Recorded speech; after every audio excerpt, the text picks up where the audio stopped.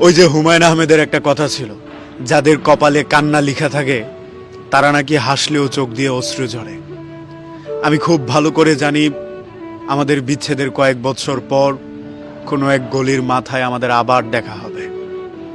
হয়তো আমরা একজন আরেকজনকে তেমন কিছুই বলতে পারবো না, একজনের দিকে আরেকজন ফেলফেলিয়ে তাকিয়ে থাকবো।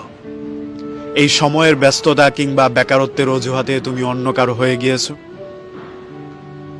এখন হয়তো ভালো আছো, দিন শেষে সবাই ভালো থাকে, কিন্তু সবচেয়ে ভয়ানক ব্যাপার হচ্ছে নিজের প্রিয় মানুষটা নিজের চোখের সামনে অন্য কারো হয়ে যাওয়াটা।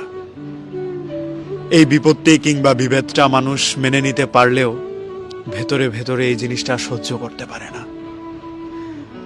পৃথিবীতে বিশেষ করে মানুষের যদি সহ্য ক্ষমতা না থাকতো তাহলে বোধহয় পৃথিবী আরো আগেই ধ্বংস হয়ে যেত। এই যে দেখো, নিয়ম মেনে কোনো জিনিসের বিচার হলেও বেশিরভাগ জিনিসই বিচারের বাহিরে রয়ে যায়। ধরো আমি তোমার জমি কেড়ে নিলাম, বিচার হয়ে গেল।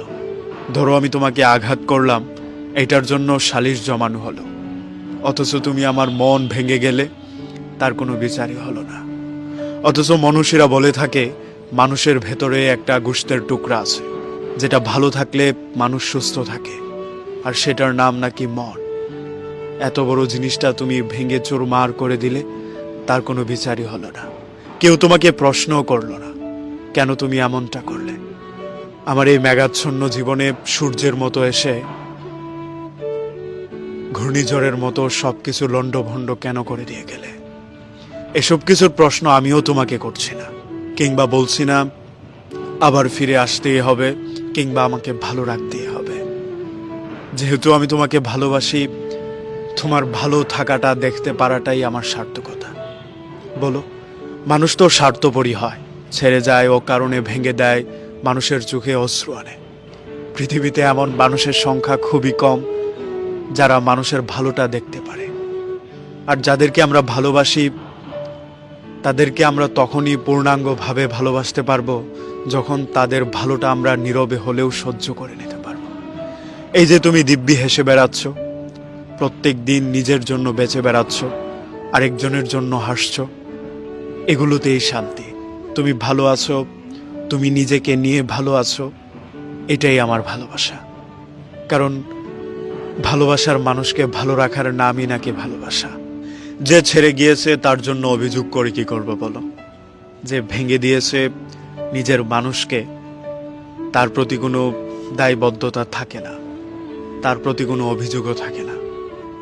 তার জন্য কোথাও বিচার দায়ের করব, সেটা তো প্রশ্নই আসে না। তুমি ভালো থাকার জন্যই আমাকে ভেঙে দিয়েছ কিংবা ছেড়ে গিয়েছ। আমাকে ছেড়ে যাওয়াটা তোমার জন্য সার্থক হোক কিংবা তোমার জীবনের জন্য কল্যাণ বয়ে আনো। দাদা দাদিরা বলতেন মানুষের রুহের আহ নাকি আরেকটা মানুষের জীবন ধ্বংস করে দিতে পারে।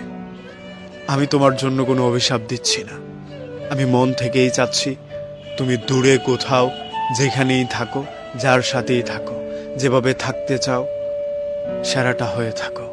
নিজের সবটা ভালো বুঝে নিজের জন্য ভালো থাকো, নিজেকে ভালোবাসার জন্য ভালো থাকো।